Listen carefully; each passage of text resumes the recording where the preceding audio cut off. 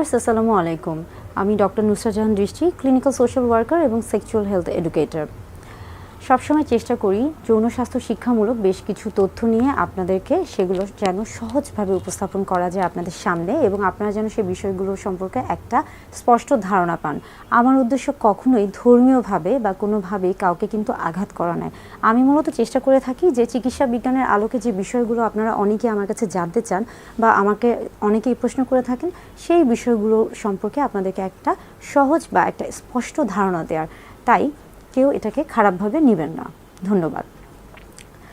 সবচেয়ে বেশি যে প্রশ্নটা আমাকে করেছেন বা সবচেয়ে বেশি আমি যে প্রশ্নটা পেয়েছি সেটা হচ্ছে যে অনেকেই যারা আমরা বলে থাকছি যে ওরাল সেক্সে যারা অভ্যস্ত বা যারা ওরাল সেক্স এনজয় করে থাকেন, উপভোগ করে থাকেন, তারা অনেকেই আমাকে প্রশ্ন করেছেন যে আসলেই হচ্ছে ওরাল সেক্সের ফলে যে ডিসচার্জটা আসে নারী এবং পুরুষ উভয়ের ক্ষেত্রে, সেটা কি আসলে হচ্ছে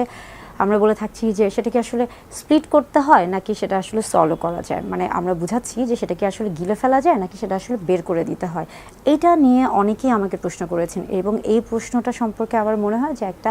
স্পষ্ট ধারণা প্রত্যেকেরই জানা উচিত। অর্থাৎ আপনি যদি ওরাল সেক্সে অভ্যস্ত হয়ে থাকেন এবং আপনি যদি এটাকে এনজয় করে থাকেন, সেই ক্ষেত্রে অবশ্যই আপনি নারী পুরুষ অর্থাৎ স্বামী স্ত্রী উভয়ে চেষ্টা করবেন এই ভিডিওটি দেখার এবং এই ভিডিওর মাধ্যমে একটা স্পষ্ট ধারণা নেওয়ার।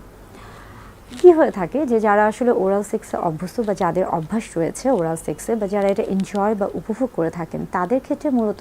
একটা পর্যায়ে গিয়ে কিন্তু তারা হচ্ছে আপনার নারী এবং পুরুষের যে জনন অঙ্গগুলো রয়েছে, আমরা বলে থাকছি যে পুরুষদের ক্ষেত্রে তার যে পুরুষ লিঙ্গ বা পেনিস, এবং স্ত্রীদের ক্ষেত্রে বা নারীদের ক্ষেত্রে আমরা বলে থাকছি যে তার ভালভা, তারপরে ক্লাইটোরিস, ল্যাবিয়া মেজোরা মাইনরা এবং পরবর্তীতে ভ্যাজাইনা। তো সেই ক্ষেত্রে হয়ে থাকছে যে অনেকে এটাকে টাচ করে থাকেন, কিস করে থাকেন বা অনেকে লিক করে থাকেন, এবং অনেকে হচ্ছে দেখা যাচ্ছে যে এই অবস্থাতে অর্থাৎ হচ্ছে তারা যখন এই কাজগুলো করতে থাকেন সেই ক্ষেত্রে অনেক সময় কিছুটা ডিসচার্জ হয়ে আসে, এবং অনেকের ক্ষেত্রে দেখা যাচ্ছে যে এই ডিসচার্জটা খুব বেশি পরিমাণে হয়ে যায়, এবং সেই মুহূর্তে যদি আপনার মুখে সেই ডিসচার্জটা চলে আসে সেক্ষেত্রে আপনি অনেক সময় হয় কি যে না চাইলেও অনেক সময় হয়তো বা আপনার মুখের ভিতরে চলে গেছে, তো সেই ক্ষেত্রে অনেকে ঘাবড়ে যায়, ভয় পেয়ে যায় যে আসলে এই যে ডিসচার্জটা যাচ্ছে এটা যদি তার মুখে চলে যায় সেই ক্ষেত্রে কি তার কোনো সমস্যা হবে কিনা, কিংবা তিনি যদি গিলে ফেলেন সেক্ষেত্রে তার কোনো সমস্যা হবেন কিনা। আবার অনেকে প্রশ্ন করে থাকেন যে এটা যদি তিনি খেয়ে ফেলেন বা মুখে চলে যায় তাহলে সেই ক্ষেত্রে পরবর্তীতে তিনি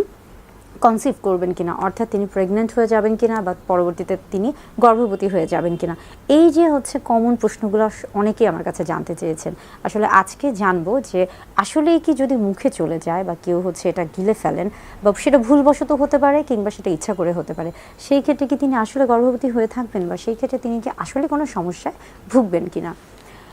মূলত তিনটা জিনিস মাথায় রাখতে হবে যে যারা আসলে এই অভ্যাস বা যারা ওরাল সেক্সে অভ্যস্ত বা যারা ওরাল সেক্সটা এনজয় করে থাকছেন বা উপভোগ করছেন, তাদের ক্ষেত্রে এই ডিসচার্জটা হয়তো বা ইচ্ছা করে অথবা ভুলক্রমে যদি তার মুখে চলে যায় তাহলে ভয় পাওয়ার কিছু নেই, কারণ এইভাবে যদি মুখে চলে যায় সেই ক্ষেত্রে তিনি কিন্তু প্রেগন্যান্ট হবেন না বা কনসিভ করবেন না, অর্থাৎ এই দিক থেকে তিনি নিশ্চিন্ত যে তিনি গর্ভবতী হচ্ছেন না। আবার অনেকে যদি এটা গিলে ফেলেন সেটা ইচ্ছা করেও হতে পারে বা ভুলবশত হতে পারে, সেই ক্ষেত্রেও কিন্তু তাকে অবশ্যই হচ্ছে জানিয়ে রাখি যে তারও আসলে ঘাবড়ানোর কিছু নাই, যে তিনি কনসিভ করবেন না কিংবা তিনি কিন্তু প্রেগন্যান্ট হবেন না বা গর্ভধারণ করবেন না। এই ক্ষেত্রে যেটা হয়ে থাকে যে তিনি যখন এটা গিলে ফেলছেন তখন আমাদের শরীরের যে পাকস্থলী রয়েছে অর্থাৎ আমাদের শরীরের যে হজম ক্রিয়াটা রয়েছে সেখানে গিয়ে এটা কিন্তু মিশে যায়, এবং একটা পর্যায়ে এটা আমরা বলছি যে ওয়েস্ট প্রোডাক্ট অর্থাৎ বর্জ্য পদার্থ হয়ে আমাদের শরীর থেকে এটা বের হয়ে আসছে। অর্থাৎ আপনি যদি এই ডিসচার্জটা আপনি যদি গ্রহণ করে থাকেন সেটা হচ্ছে মুখে বা ওরালি, তাহলে সেই ক্ষেত্রে কিন্তু আপনি কনসিভ করছেন না। তবে একটা জিনিস আপনাকে অবশ্যই মাথায় রাখতে হবে যে আপনি যদি এটা আসলে হচ্ছে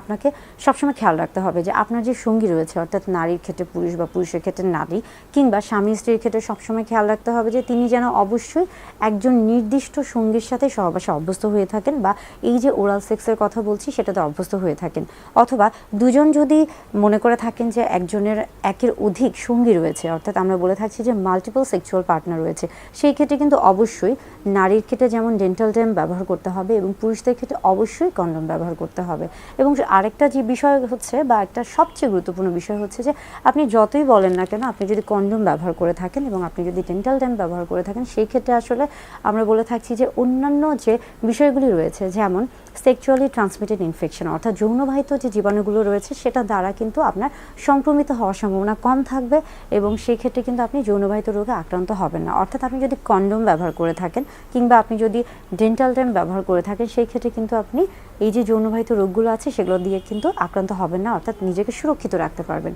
তাই